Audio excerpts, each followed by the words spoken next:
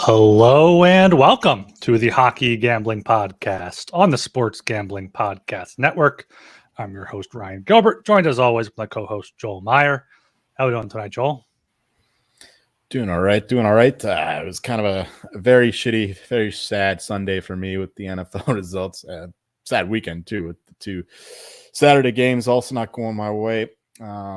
To tell you how bad it went, I made a round-robin parlay of all the results that would go against me.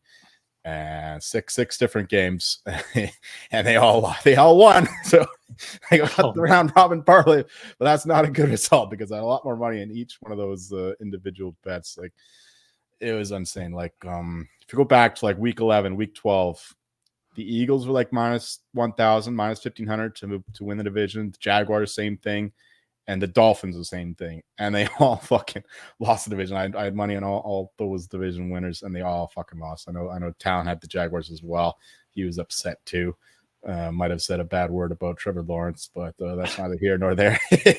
But yeah, it was not a great weekend for me. But yeah, we're moving on. We're looking forward to the Natty with the Huskies and the Wolverines starting in a couple hours. I got my LSU shirt on to represent the real true best team in the college football landscape, and also support for the other purple and gold, right? The Washington Huskies, same colors, and that's the team that I have 30 to 1 on them, which would be a good result. Still only like not the ideal result because of Georgia and whatnot, but yeah, anyone but Alabama is okay with me at this point. But yeah, looking forward to that. How about you? I know you're going to another game tonight.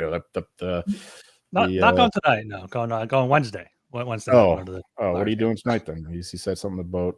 No, I just said just to get done in time to watch the game. Okay. I just watched the game. Yeah, it's a rare early episode for us. I sort of asked you how the afternoon was going over there. Still got the sun shining and bright behind you with your flags there, very, very nicely backlit. It is typical BC day here. Very gray and wet. Yeah. No sun to speak of. Yeah, I'm doing good. I mean, crazy weekend of football, obviously. Yeah, good weekend for the Flyers. Flyers won Saturday. Pretty much everyone else in the Metro except the Capitals either lost in overtime. So I was good for the Flyers. Some crazy NFL stuff. Yeah, look, the Eagles were 10-1, and I didn't realize their win total was 11.5. So they couldn't even get there. That was a good one for me because I was early with the 10.5. So I beat the closing line there, and that worked out. That was one of my few wins. But yeah, that's. I had tons of CLV too, like under 7.5 on the Rams, under 7.5 on the Raiders. Both of them closed 6.5. Both lost. Like Rams by a mile, and the Raiders in the last day, of course. But yeah, CLV isn't everything, but it still sucks when you do a good job capping this stuff in the summer, then they actually play the games, and it turns out totally different. I mean, the Raiders too, with the coaching change was really what did it. When you handicap it, you're thinking it's stupid as Josh McDaniels, and then this other guy comes along, fires with the troops, they start smoking cigars and shit, and then they win a bunch of games. So, that's how she goes. Yeah. NHL starting to pick up now. We got William Nylander signed today. I'm sure we'll get more into that when Talon joins us, I think, on Wednesday this week. But any initial reactions to that? Well, we've kind of been expecting this for about a week, maybe a little bit more now, because at first it was anticipated to be 11.25 for 8 years, but turns out it's 11.5, a full 11.5, which makes this the biggest contract in Leafs history. Matthew's still getting paid more, but over the course of the contract, this one is worth a lot more. So, yeah, good for Leafs getting their guy. They're just following the plan of just paying their stars. We'll see if it works out better going forward than it has hitherto. But it's pretty expected. You can get into the whole philosophy of it if that's the way to go. But like you said, we got more time to delve into that with the resident Leafs fan among us. Yeah, I mean, it was pretty much exactly the same as the Pasternak contract, but he did get that full 11.5. I guess he wanted to prove that he's maybe the best winger there in the Atlantic Division. But yeah, it's pretty much in line with similar contracts signed. Gaudreau signed 7 years, with that 9.7. Panarin, when he signed in New York, 7 years, 11.6. Obviously, the higher cap hit percentage. But yeah, Nylander, it looked like he's kind of he's not leading the way for the Leafs now because Matthews is insane, but he's been the difference maker. He's been much better than Marner, so it'd be interesting to see what happens with Marner and Tavares after next season.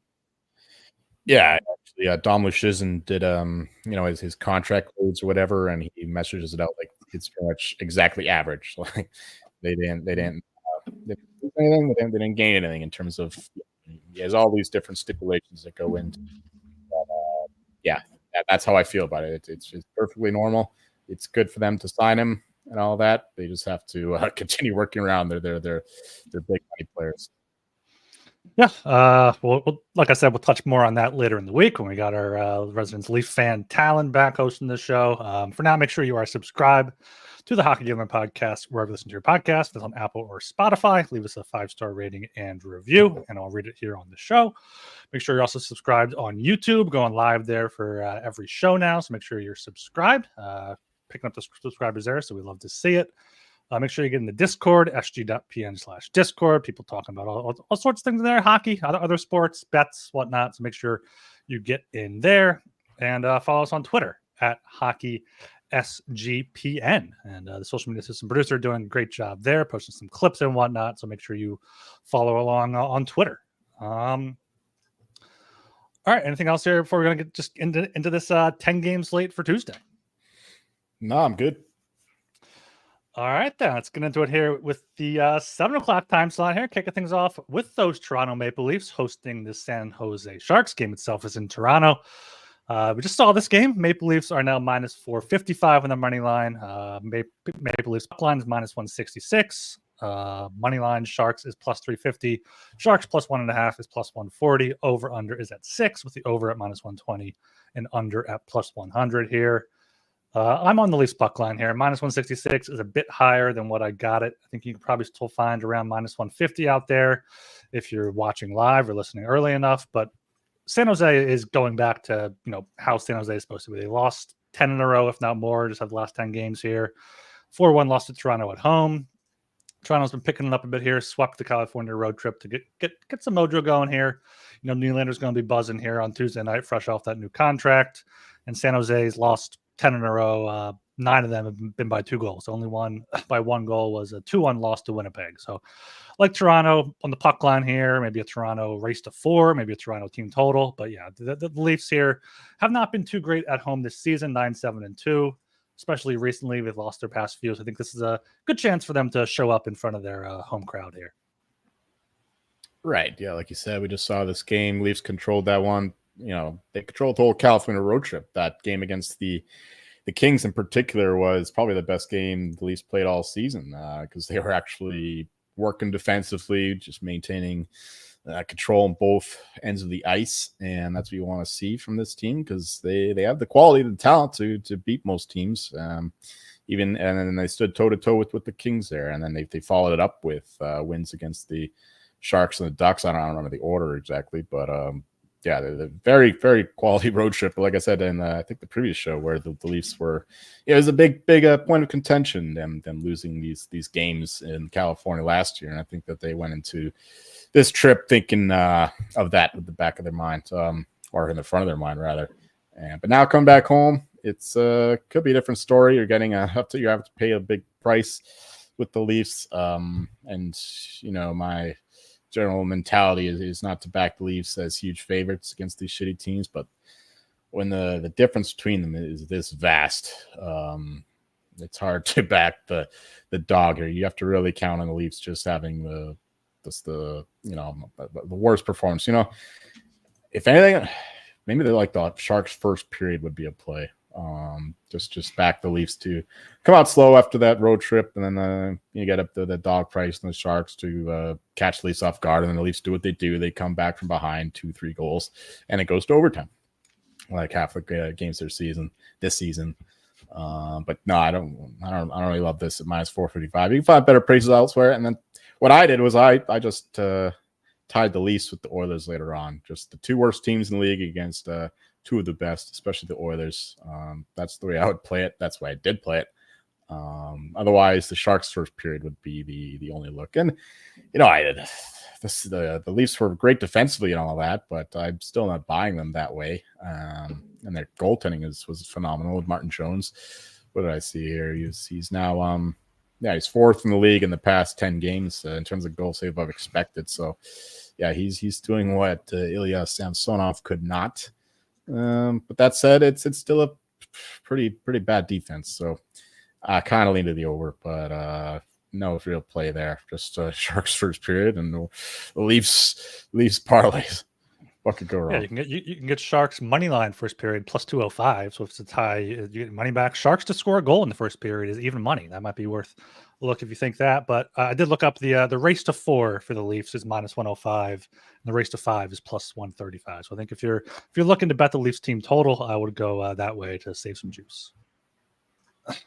What's the Sharks race to 3 or 4?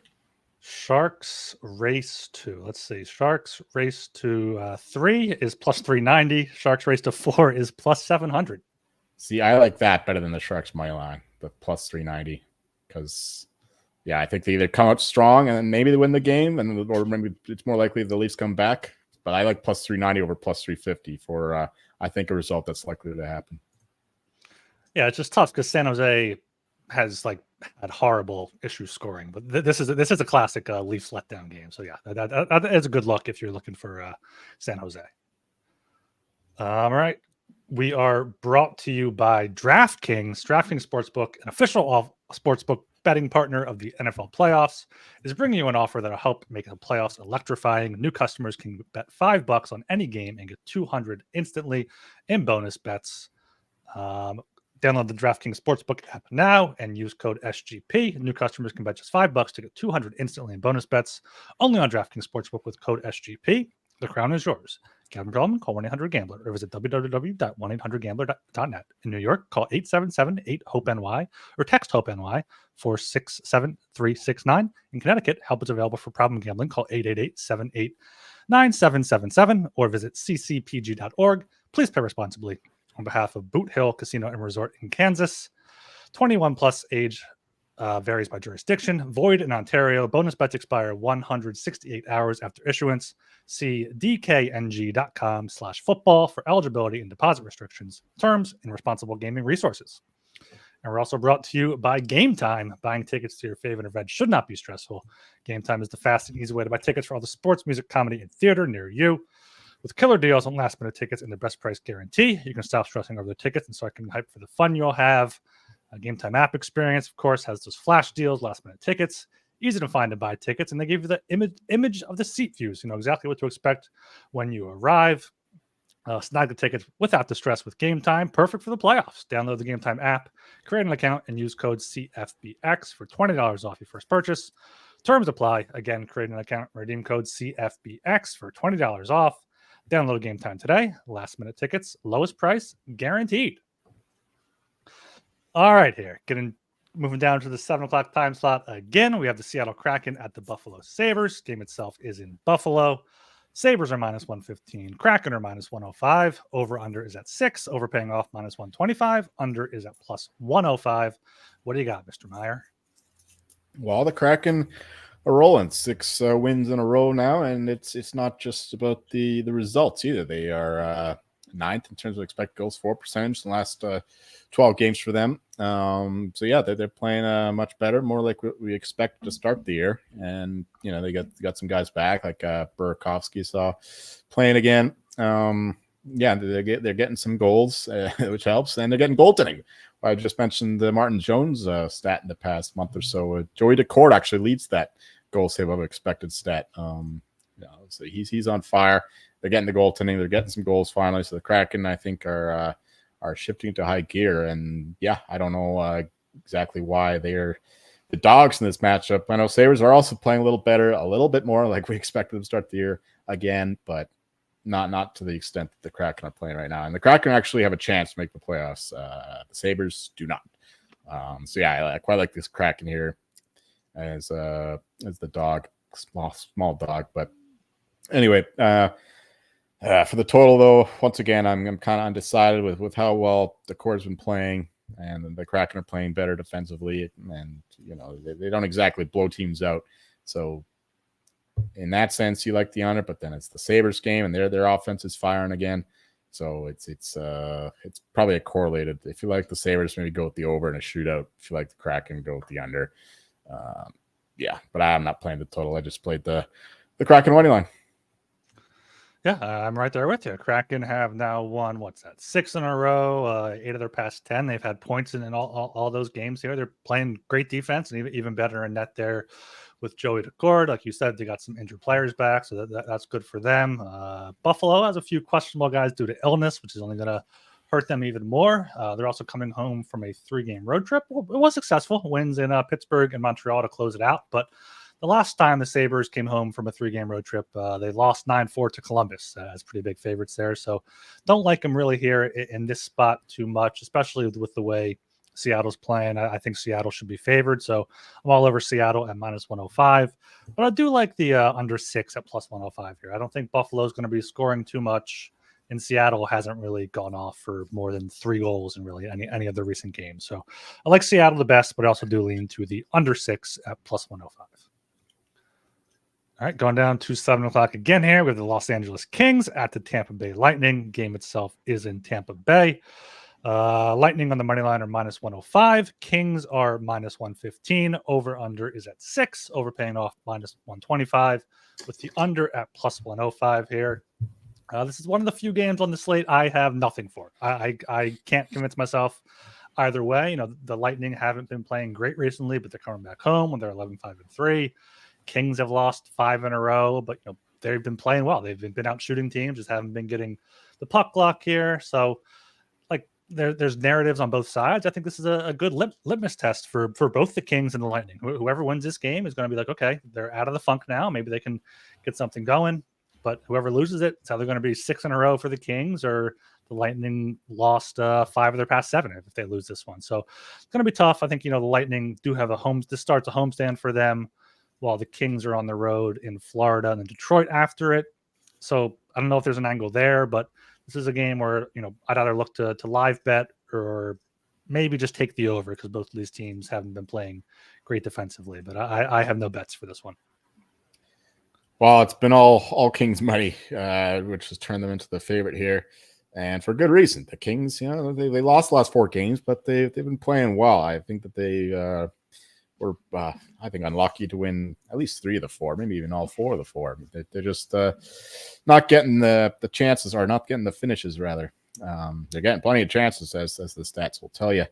And they're still controlling things defensively. Goaltending's been kind of regressed a little bit, but I think they'll still be fine with that. They play such good defense that they can protect some weak goaltending. The Lightning, meanwhile, they're struggling once again. They're down to even money to make the playoffs now, which is kind of crazy. It speaks more, maybe equally. It speaks equally to how good the East is and how poor the Lightning have played as a whole. I mean, they're really carried by Kucherov and then the Lightning power play. I mean, Vasilevsky's been solid since coming back, but yeah, they got problems. And the Kings, I think this is a good spot for them. They're going to roll up some wins here. They're too good to go on a 5-game losing streak here. So yeah, give me the Kings here. We know that they're much better on the road for whatever reason than at home. I mean, not much better in terms of results, yes, but it's not like they're playing too differently. But still, you got to back this team capable of playing as well at home as on the road. So as opposed to the Lightning, who can only play at home seemingly. But yeah, give me the Lightning, or the Kings rather, and lean to the under 6 at +105. I think this could be more of a defensive battle. The Kings have an excellent penalty kill, and that's how you really want to neutralize the range, or the Lightning have the second best. The Kings have the best penalty kill in the league right now, and so the Lightning second-rated power play should be neutered by that. I like the Kings and the under. All right, going down to 7:30 here. We have the Vancouver Canucks at the New York Islanders. Game itself is on Long Island. Islanders are minus 130. Canucks are plus 110. Over under is at 6. Over paying off minus 120. Under at plus 100. We got two of your favorite teams here, Joel. What's going to happen? Yeah, shout out to season 1. It lives on, apparently. It's one of my favorite teams. The good old New York Islanders. Yeah, it's also because I hate the Rangers, and the Islanders are, enemy of my enemy as a friend kind of thing. And yeah, Canucks do play those aforementioned Rangers tonight with Demko in net there. So it'll be DeSmith for this one. Not a real downgrade. I know obviously Demko's better, but DeSmith has been one of the better backups in the league this year. So I'm not too worried by that. And yeah, they're playing well. They're on the 7-game road trip right now. They played 2, split them, and are about to play the Rangers in about an hour, like I said. So yeah, we'll see how they do in that one. The kind of conditions you had to play this game. I haven't bet this one at all. Maybe waiting for the Canucks to get to a better number once DeSmith is announced. And most likely Sorokin, because Varlamov is still injured, I believe, anyway. So we shouldn't have to worry about that. So yeah, it's a wait and see kind of game. Wait for the Canucks to get a better line, especially if they lose the Rangers, come out a bit better. To the Islanders, because the Canucks do have this habit of either going on rolls or they split games where they win one, lose one, win one, lose one.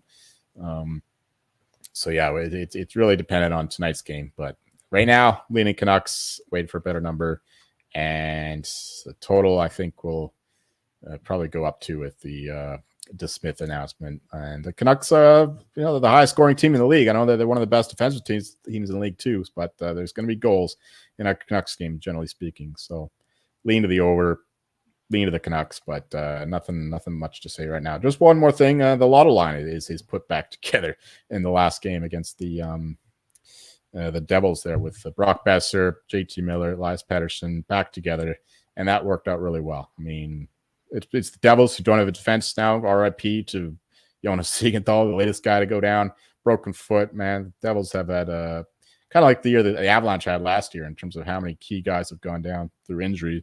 So sucks for them. But yeah, the lotto line will look really good in that one. And I think they keep it rolling. Yeah, lean Canucks, lean to the over. What is that? The lotto line? Yeah, because I guess you don't know. It's 649 is the lotto in Canada. I think it's Canada, not just BC. But yeah, okay. It's like your Powerball or whatever. It's 649. That makes sense there. Yeah. Yeah, I agree with most of that cap in there. I did already take the over here, over 6 at minus 120. These are 2 of the top 4 most profitable over, 2 top 5 most profitable over teams. They're both at 23, 14, and 2 to the over so far this season. I think this is only at 6 because of the Islanders by name. Like, you think the Islanders are a lower scoring team here, but they have not been. They've been scoring goals. They've been giving up goals. So I do like the over 6 here at minus 120. But I do agree to wait for the Canucks here for a better price. I do think I'll probably end up taking them here as underdogs or the better team. I don't necessarily trust the Islanders. They're kind of frauds in my eyes. So like the Canucks here as dogs, but like the over 6 at minus 120, even better. Yeah, the Islanders are actually 8th worst in terms of expected goals against. And, their goaltending hasn't been as good as it usually is, especially with Sorokin. So, yeah, you know what? I'm going to make that official play. Let's go Canucks over. Not a lean. That's a real bet. Canucks, Islanders over 6. I mean, they were out without Mayfield for a bit. Puluk and Pelech are both out, so that's definitely impacting their defensive play there. Yeah. All right. We're also brought to you by Underdog Fantasy. Underdog Fantasy has a way to play alongside your favorite fantasy players all season long. Simply pick higher or lower on your favorite players' fantasy stats and cash in. Watch along, make your picks, and maybe make a little cash over on Underdog's mobile app or website, underdogfantasy.com. And when you sign up the promo code SGPN, Underdog will double your first deposit of up to $100. That's Underdog Fantasy, promo code SGPN. And win bigger by betting smarter this NFL season with Hall of Fame Bets, the sports betting analytics platform for parlays, player props, and game lines. Research every NFL, NBA, and soccer bet with historical stats and data. Enter any parlay into Hall of Fame Bet's revolutionary parlay optimizer tool to get hit rates broken down by leg, as well as an expected probability for the entire parlay. Sort all players by hit rate for any bet to learn which players are hot and which picks have value. Stop betting in the dark and join over 30,000 users researching with Hall of Fame Bets to craft more intelligent, data-driven parlays. Download the Hall of Fame Bets app or visit HOFBets.com and use code SGPN to get 50% off your first month today. Start researching, start winning with Hall of Fame bets. All right, going down to the 8 o'clock time slot here. We have the Anaheim Ducks at the Nashville Predators. Game itself is in Smashville. Predators are minus 230. Preds on the puck line plus 110. Ducks are plus 190. Over-under is at 6.5 with the over paying off minus 105 and the under at minus 115 here. I like the under in this one. We've seen Lucas Dostal, kind of thwart a few teams here, even with the Ducks on a 5-game losing streak. 4 of those games have gone under. Besides their 7-2 blowout loss to the Oilers, they've been playing well defensively. They're not really scoring too much, even with Drysdale, Zegras, and McTavish back. I think Zegras had 2 goals in their game against Detroit on Sunday. Nashville, they've been playing a bit of a higher scoring games recently, but I think against the Ducks they'll be able to rein it in a little bit and play like a 3-2, 4-1 type of game. So I like the under 6.5 here at minus 115 the best. For a side, I'd maybe lean to the Ducks here at plus 190, see if it gets a bit higher. They are playing better recently. They outshot Winnipeg, outshot Detroit, pushed Toronto to overtime here. So they've got those players back healthy. If they can get any sort of power play going whatsoever or penalty kill, looking at their recent games, they might be okay. So yeah, I think this might be a worthy spot for the Ducks as a dog here, but I do like the under 6 at minus 115.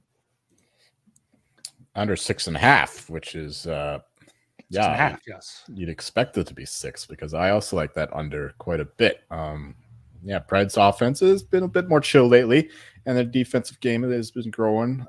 Saros is playing okay as well, and the Ducks just can't score.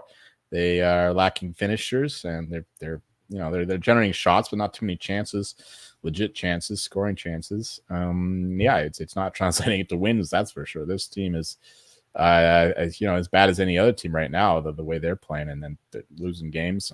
At least they're a little bit more competitive than the Sharks and Blackhawks in most games, but still, you got to convert those chances into goals. And if you're not doing that, you're not winning games. Simple as that. So I like the under 6.5 quite a bit as well. Although I think John Gibson is sick with something. I see he's questionable for this one, but they have Dostal as well. He was excellent in that game against the Leafs. The Leafs are on this crazy. They are on this crazy 180 game run without being shut out, which is nuts because of how. Yeah, it's second most ever. The most is 300 something. So they're probably not going to catch them. But and the Leafs do tend to get goalied, so I was kind of surprised to see that stat. And they almost got goalied by Dostal, but they scored with 7 minutes left in third period against the Ducks.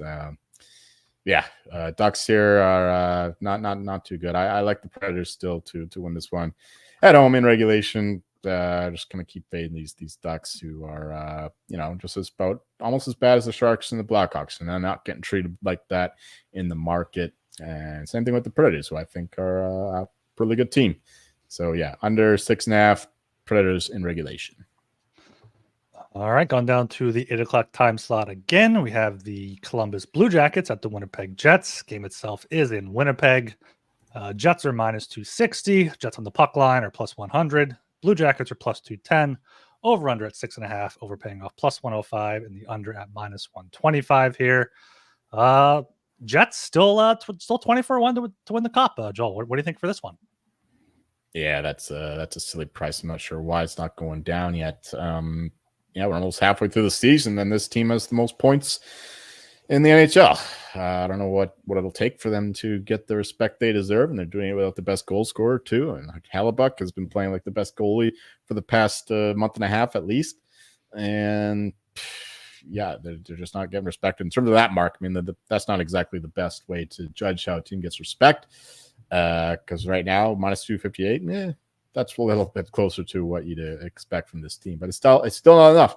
We're going to go with the Jets here, minus 258, the regulation minus 165. If you want, you could do the minus 1.5, plus 102, plus money on them to win 2 goals. I know they're not a team that typically blows teams out. I mean, they barely beat the Sharks 2-1 the other day.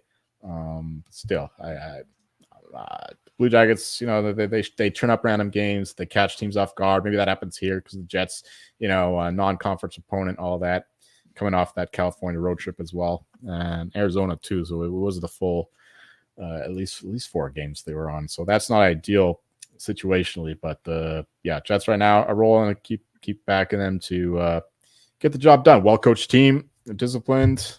I think they are able to maintain this pace going forward. And yeah, I like the Jets regulation. I like the under 6.5 -125. Blue Jackets are very very streaky team in terms of their goal scoring. Like, so they could score 4 or 5 in one game, and they'll score like 1 or 2 in the next, and they don't really deserve to score those 1 or 2 goals. Like, this team is very bipolar in terms of their offense. So got to back the under 6.5. Jets to close them down, win a 4-1 game. Yeah, Jets are on this insane run. What's this? 29 straight games with 3 goals allowed or fewer since starting that on November 4th in Arizona. They've allowed 2 or fewer in 6 or 7 straight, 8 or 9 straight here. So I mean, I don't think Columbus is going to really be able to wake up their offense here. They haven't been playing better. They've been sneaky, going to overtime a lot recently, gone to overtime 6 times in their past 8 games. Like, I want to take Winnipeg. I want to take them even by the puck line, like you said, but getting plus odds there. That they've been beating teams rather handily here, and they are returning home where they're, Columbus is 5-8-5 on the road, Winnipeg 13-5-2 at home. Yeah, I think if you want to bet this game, I'd go with the Jets at the puck line there at plus 102, or just a Blue Jackets maybe team total under 2.5 is minus 140, or just take the game total under 6.5 minus 125. A bit of juice there, but Winnipeg hasn't really been scoring more than 4 goals too often, so could see like a 4-2 final here. I mean, the 4-2 correct score on the Jets. Yeah, for the record, I did not bet this game, so it is still just a lean. But yeah, good point bringing up the Blue Jackets team total under, which has been a Discord play lately in the channel. Shout out to Gorgon for that, or Gorgane. For bringing up the Jets team, the opponent's team totals under 2.5 has been pretty good there. Yeah. All right, going down to 8 o'clock here again. We have the Florida Panthers at the St. Louis Blues. Game itself is in St. Louis. Blues are plus 145. Panthers are minus 175. Over under is at 6. Overpaying off minus 125. With the under here at plus 105. I'm going with the Cats here. Cats on the road, minus 175 is a bit steep. Did get them earlier around minus 160. Like that was a better price here, but just a much better team, Panthers, compared to the Blues. The Blues have been decent at home, 12-6 at home somehow. But the Cats on the road, 13-7-2. They've been very good on the road. They've been one of the best teams, in the East. They've won 7 in a row, including 3 games on this road trip. You did mention the 4th game is the one to watch out for here, so I'm not sure if you have a play on the Blues here, but yeah, I like the Panthers, and I'm also got to go with the under. It's a Panthers game. It's at 6. It's under 6 plus 105. Blues have also been a great team to go to the under. These are actually the 2 most profitable teams for the under so far this season, so love the under 6 here at plus 105. I like the Panthers too at minus 175. I just think, the Blues have been somehow stringing some wins together. 5 wins in their past 7 games, 7 in their past 10, but that has to end sometime. And I think, the Cats are hot right now. So give me Florida and the under. Yeah, this is a pretty boring episode because we find ourselves in utter agreement once again. Yeah, situationally, it does favor the Blues with the Panthers on the road trip. Big win against the Avalanche, the 8-4 crazy game. That was a few days ago. They have time to rest and recuperate, and it's not like you're going to St. Louis to party, and it's no Smash Vegas. So we should be good there. In Missouri. So yeah, the Panthers are the side. They're just a much better team.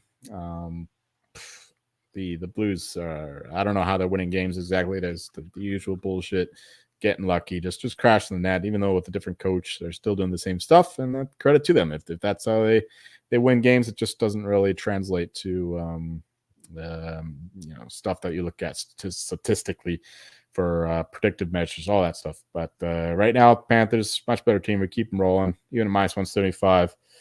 I think that's still okay. And yeah, the under 6 plus 105 would be the look for the total for me as well, for a lot of the same reasons. I also got a bit of a homecoming here for Matthew Tkachuk, going back to St. Louis, where of course his dad played, and he's red hot right now. He's on a 5-game point streak, had 4 points in Colorado, 10 points in his last 5 games. Maybe look at a over 1.5 points, maybe a goal scorer. He scored in 3 straight, so look for Tkachuk there, Tkachuk props. Yeah, I think that he is finally healthy because he had like 2 or 3 nasty injuries in the playoff run. So yeah, that makes sense now. He's had time. It's been like half a year since then, and he's good to go. So yeah, shout out to Kachuk, hell of a warrior, playing through the whatever he was suffering through there. He had to have his teammates tie his own skates and all that, but yeah, it makes sense that he needed some time to recuperate before kicking into high gear. Yeah, I forgot all about that until I read about it recently. How he had like the broken sternum and like he had to like get helped up from his nap for like Game 7 or something. So yeah, so the Panthers like start with that without the defenseman is just even more impressive now. So yeah, now that he's rolling, give me the Cats for the Atlantic. Hopefully that can cash in for us. Indeed. All right, going down to 8:30 here. We have the Edmonton Oilers at the Chicago Blackhawks. Game itself is in Chicago. Blackhawks are plus 295. Blackhawks in the puck line are plus 120. Oilers are minus 375. Oilers puck line minus 142. Over under 6.5. Over paying off minus 130 with the under at plus 110. Jolie, how are you playing the Oilers here? Yeah, we already have one massive favorite with the Leafs and the Sharks, and the Oilers are cheaper than that. And I think the Oilers are a better team than the Leafs. And I know they're on the road, but the Blackhawks are about as bad as the Sharks, maybe slightly better, but not without Bedard. I think they are the worst team in the league without him, and then they have a bunch of other injuries as well. And they already had their fallen star game where they beat the Flames. The Blackhawks aren't going to win many games this year, and they beat the Flames. They're coming off that win. Now they got to play the other Albertan team coming down on a terrific run now. They're beating shitty teams up for fun, beating everyone up for fun, for that matter. So yeah, Oilers here are going to roll. I'm pretty confident about that. Minus 1.5, minus 142, or you could do like I don't know if you could do the Oilers team total over 4.5, but Blackhawks team total under, because the Oilers aren't the old Oilers, which like 2 years ago where they were just terrible defensively, or to start the year really, they're giving up chances for fun. And the Blackhawks, even if they do get those chances, they don't have the players to finish them. So Blackhawks team total under, or you could do the Oilers minus 1.5. Either one is good. I personally parlayed I did the minus 205 in regulation because I like to make some big bets like that. And the Oilers parlayed with the Leafs as well. It worked out to like minus 155, something like that. And one more note on the Blackhawks though is that I don't think the odds have adjusted too much. Like even with the team points total, I see that even FanDuel has this market up now too. So it's not like some random book that only has this. You can find this at a bunch of places now. The team points right now they're at 59.5. I don't think that's correct. I think they have 59 points last year, and the Blackhawks are a worse team this year, especially without Bedard for the next month at least. And I know they got the All-Star break between there, but still, they're going to be playing a bunch of games without him. They had a very tough schedule the first half of the season, but if you look at their projected schedule, it's still in the middle because they have to play a whole bunch of Central teams, and they're all like miles better than they are. So this is my biggest bet. This will make my break my year if the Blackhawks go over all these point totals. But even at 59.5, I still bet it because it doesn't make any sense to me how they can't be closer to the Sharks. Like the Sharks for here, let me pull it up. I'm pretty sure it was like way lower than what the Blackhawks are. Looking at this, it's the Blackhawks right now have 26 points in 40 games. Like even if they somehow win this game, they're at 28 halfway through the season, which you double that, it's 56, and they're without Bedard and all those other guys. Yeah, Sharks are under 56.5. Sharks have an easier schedule, and the Sharks are relatively healthy. It's not I don't know. It doesn't make any sense to me. If I lose, I lose, but I highly recommend anyone listening to bet that under, even at 59.5. I mean, it was like it's been going down and down and down, but it should be going down even further. So Blackhawks team total, or the point total and team total, under all day long. Starting with this one, they're going to lose this one, and that point total should go down even more. Yeah, and it should go down even more than it does go down. Yeah, with Blackhawks injuries, I mean, piling up. Bedard is out. We'll talk about the Calder race at the end of the show here. If you stick around for that, Foligno's out, Tyler Johnson out, Beauvillier's out, Seth Jones still out, Radish, Anderson, Hall, Anthony all still out, obviously. So they're just running with a complete AHL team, and maybe even worse than AHL because they probably still have some of their prospects down there to play in a maybe competitive environment. So love the Oilers here on the puck line, minus 142. They've won 7 straight.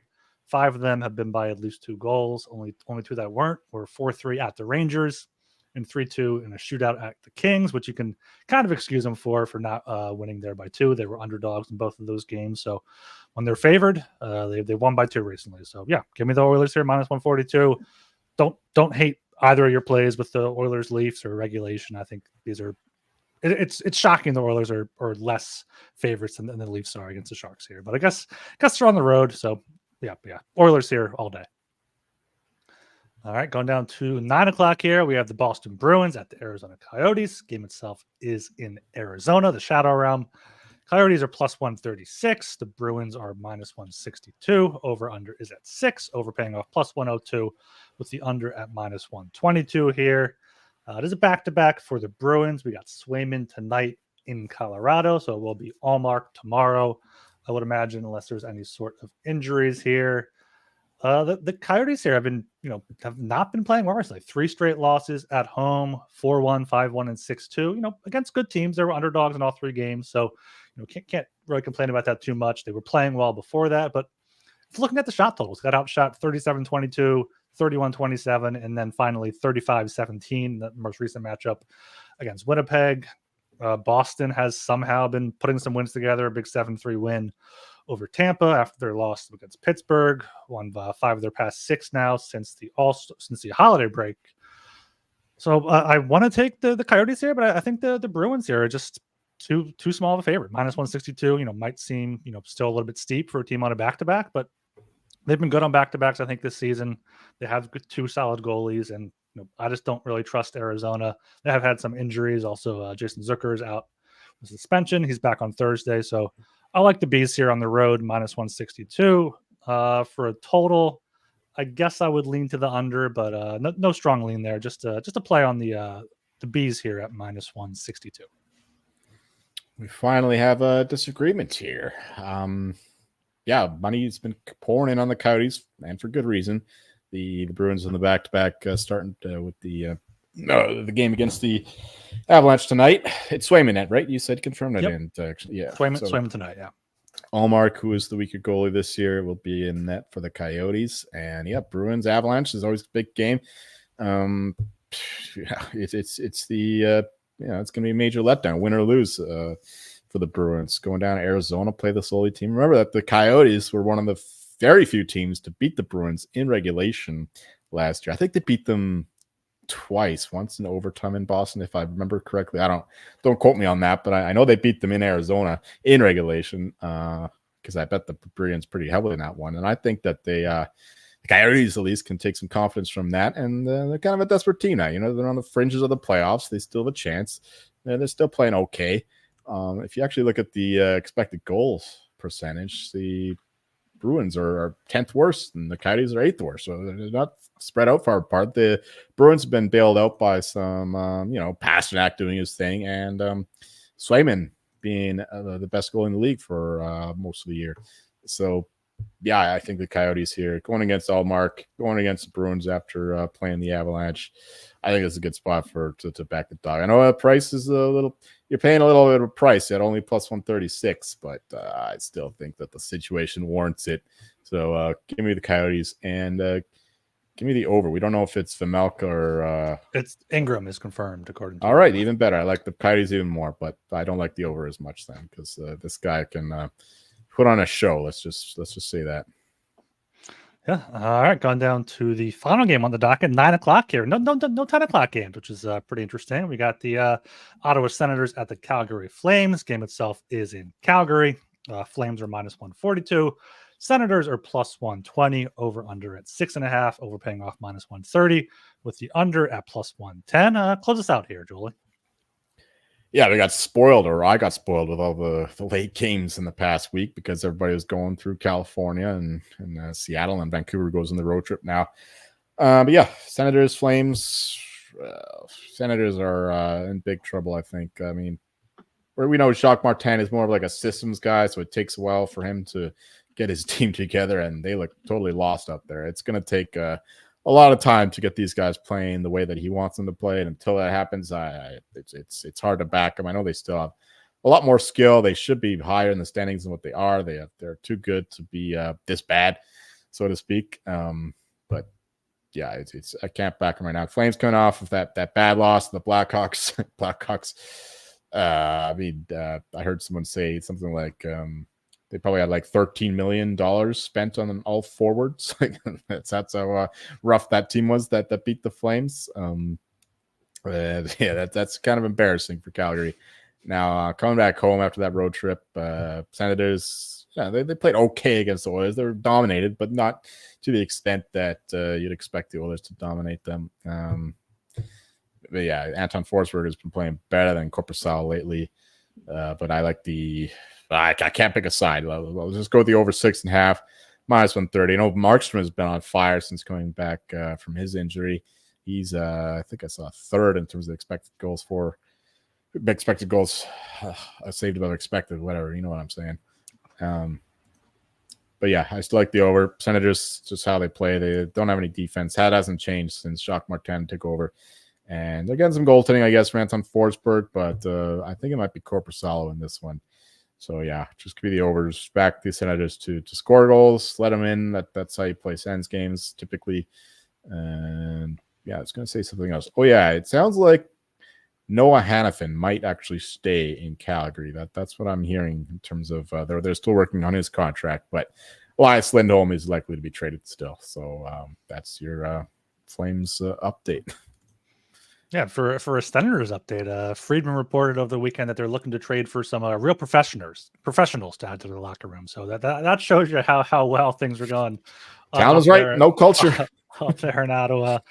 And for that reason, and also because the fact that the Sens are 4-11 on the road, I'm going with the Flames here at home -142. It's a tough spot. It's the third game in 4 nights after a physical battle in Philadelphia. There were a few fights in that game, a post game or end of game brawl there. Lost in Chicago, obviously. I put a lot of effort into that one, but I don't know. I can't trust the Sens here, especially on the road. So the Flames are only -140, as they should have Markstrom in net. Vladar played on Sunday. So yeah, give me the better team here at home with a better goalie and the better culture. So the Flames here at -142. And then for the total, I'm going to go with no strong play, probably a lean to the over, but it's juiced up so much that I wouldn't take that. Dubs in the chat asking Gensel to Nux. I don't think so. First of all, the Penguins are in, they're still close to the playoffs. They're still in the mix there, and they're not going to be wanting to trade their best goal scorer this year. And it takes a lot of intelligence to play with Crosby. Just look at like the likes of Chris Kunitz, and Gensel is probably the best player to play on Crosby's wing, I would say, like over the course of his career in Pittsburgh. So I don't think the Pittsburgh Penguins would be likely to give him up. I know he's a UFA, not an RFA, right? The UFA, I'm pretty UFA, sure. Yeah, he's old enough. So they want to get the assets for him if he's not resigning, but they're still in playoff contention. So this is like a March conversation. I mean, the Nucks would love him. He'd be great there on the left wing for Pettersson, who's right now, other than the lot of line, he's working with Mikheyev and what's his name, Lafferty. So they've been fine. They've been fine as a line, but they would love to get some skill on the wing there. And Jeremy Rutherford, of course, knows Gensel from his time in Pittsburgh, so you could see the connection for sure. But right now, I don't think that's likely, but I'd love for it to happen if the Penguins don't miss the playoffs, and we can say bye-bye to our Crosby Hart tickets. But if come March, Penguins are out of it, Gensel to the Canucks, let's go. I heard Pettersson was going to Chicago next year from insider Jalen Tankins there. Has Pettersson been playing wing mostly? I thought he was a center, but is he not? Okay. What did I say? No, he's playing on the wing right now on that top line. Oh, the Lotta line, yeah, because JT Miller. Yeah, he's more of a center. Okay, but yeah, Dubs is on it, just a Lotta line. All right, that's the 10-game slate for Tuesday, January 9th. Got some consensus plays here. We got the Leafs on the puck line. I didn't write down what that was, but that's pretty big. I think we're around -150 or so, -166. We got the Kraken -105 at Buffalo. We We have the Canucks Islanders over 6 at -120. We have the Ducks Preds under 6.5 -115. The Panthers -175 at the Blues, and the under 6 at +105 in that game. And then Edmonton puck line at -142. So now our best bets here, our standings. We are both at 12-8. Last show was for, I think, last Thursday. You had the Rangers puck line -1.5, -148. I think that was against Chicago. I think they won that one 4-1. So you won that one, and I had the Sabres money line -135. I believe against Montreal, and they won that one. I think 4-3 or 3-1. I don't know. They won 5-1, 6-1. 6-1 it was, yeah. So you're 12-8 plus 2.15 units. I'm 12-8 plus 3.96 units. What do you got for Tuesday? Let's go with the Seattle Kraken -105. I think they keep it rolling on this new road trip of theirs. Yeah, that was one of the ones I was looking at. Good pick there. I'm gonna go with the give me the Oilers puck line -142 there. Just think they're what are they? They're playing what, Chicago, right? Yeah, Chicago's shell themselves right now -142. I think that's gonna. Who's that team again? Yeah, who's that shitty team that shouldn't be fucking in the league anymore? Yeah, give me the Oilers here on the puck line -142. All right, I teased a little bit before the Blackhawks game, but we have major injury news. Connor Bedard, the Calder Trophy race seemed to be locked up, barring any sort of injury to Connor Bedard, and we got an injury to Connor Bedard. He has a fractured jaw with no timetable to return. I think I've read that timetable is usually anywhere between 6 to 8 weeks, but the Blackhawks may just play it safe with him to make sure they get a better pick, make sure he's fully healthy before he comes back. Did you place any bets in the Calder market since that news dropped? None whatsoever. They're all mostly pulled, at least ones that you can get more than a few dollars down on, because the game was going on at the same time, of course. And yeah, I'm already invested in it anyway, so it's like I don't want to waste any more money on it because I already had a lot of Hughes, a lot of Leo Carlson, who is also injured and he's not going to win. Adam Fantilli too. So it's just really Brock Faber and Marco Rossi who are the threats, really. They're the wild cards, if you will. The wild cards, nice one. No, I haven't made any bets. You know what my plan is? I'm gonna wait for as long as possible until I can bet Bedard at the end of when he starts to come back. Like when it looks like a couple games away from coming back. Hopefully Bedard is like -150 or something like that. And I'm going to get all my fucking money back by one big bet on Connor Bedard because I think he's still going to win this award. And unless one of these guys just goes absolutely nuclear. But you know what? If I'm waiting, I can just ditch it at that point. I'll be able to reassess the situation. But right now, I do not think that there's a bet to be made. Yeah, I mean, we can look at different markets here. The prices are varied across books, of course, especially with something crazy as this one where they're just taking wild bets on all these different guys. I mean, on FanDuel, you can just bet the field at +186. Maybe that's just the safest route.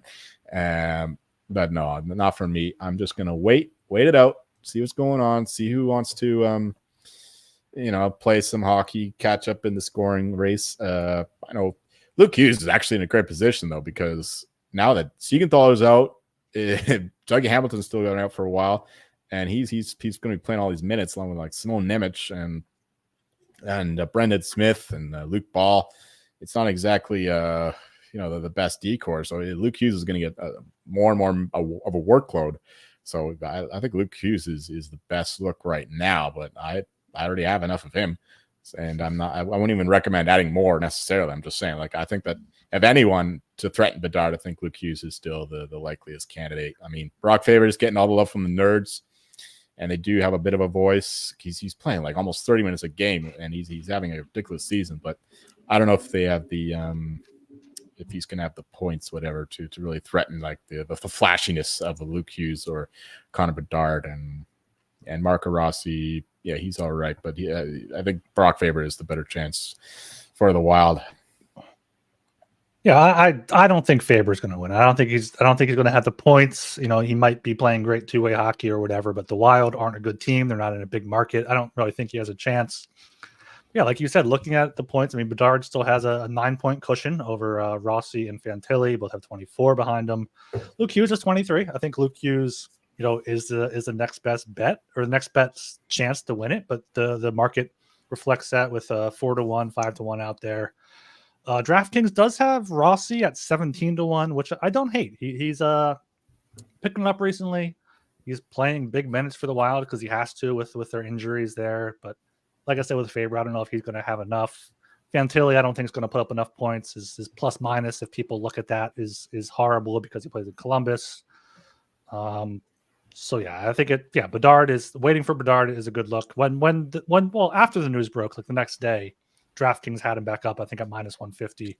And FanDuel unnamed sourcebook had the field at plus 200. So there was some arbitrage opportunity there for a little bit. But yeah, I think this is still Bedard's to lose. Maybe if there's leaks come out that the Blackhawks might play it safe with them, maybe look for someone, or if someone goes on a run, maybe get him in. But we had Dubs in the chat asking about my Bobby Brink bet. Yeah, Bobby Brink still 50-1 for the Calder there. He could go on a run. He's a good little scorer there. But no, I think right now it's still Bedard's award to lose as the they show minus 240, minus 225, minus 200 across different books. So yeah, unfortunately Leo Carlson got hurt, because otherwise I think he may have had a legit chance if he was healthy. There's no one really else that really catches my eye. Yeah, I mean, Zach Benson, how is he doing for the Sabres? I mean, he's got the talent, and if the Sabres just find things, he has 14 points, so I don't think he has much of a chance. Yeah, he's too far behind.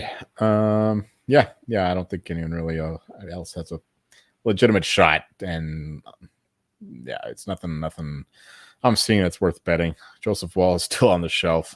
He might have had a chance if he stayed healthy and continued to play like he did without Bedard in the mix.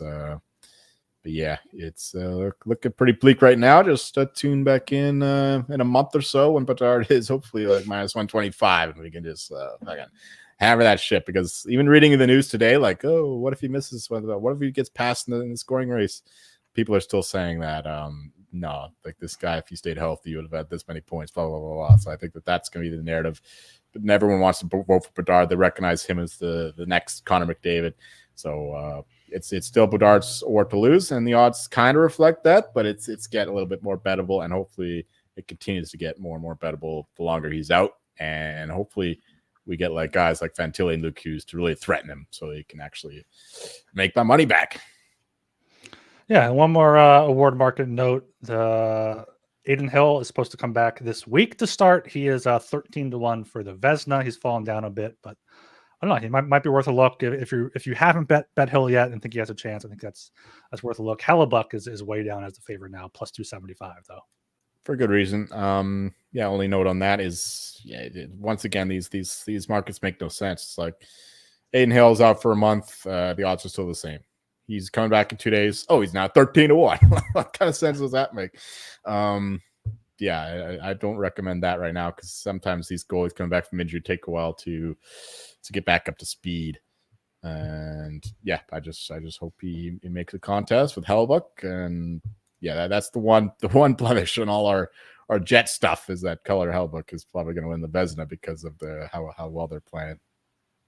Yeah, at least we got a few good months of content out of the player award futures, because like now it seems to be that the markets are pretty tight there now.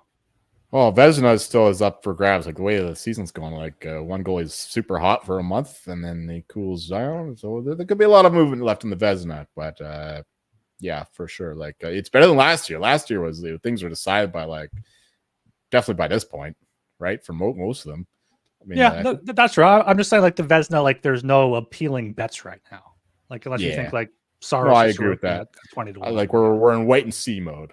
There's no really valuable bet. Like I said, like the markets take time to adjust to things happening, and you can spot them before the odds adjust. And you know what I mean? Yep. Yeah. All right. Anything else here before we close this out? No, we are. I'm actually getting hoarse. This is an hour-long podcast. I didn't expect to go so long, but that's what this is for. Yeah, I got PBR there. Good stuff. As I said before, make sure you are subscribed to the Hockey Gambling Podcast on Spotify, Apple. Leave us a 5-star rating and review, and I'll read it here at the end of the show. Also, subscribe on YouTube, like, comment, subscribe, all that good stuff there over on the YouTube. And follow us on Twitter at HockeySGPN. Get in the Discord. You can go to sg.pn/Discord or reach out to Talon or myself on Twitter, or the HGP Twitter account will point you in the right direction. Should be back tomorrow, right? You good tomorrow, Joel? Yeah, I'll be around. All right, we'll be back either tomorrow, possibly another early one. If not, we'll do after the earlier game. So we'll keep an eye out on YouTube and in the Discord for timing there.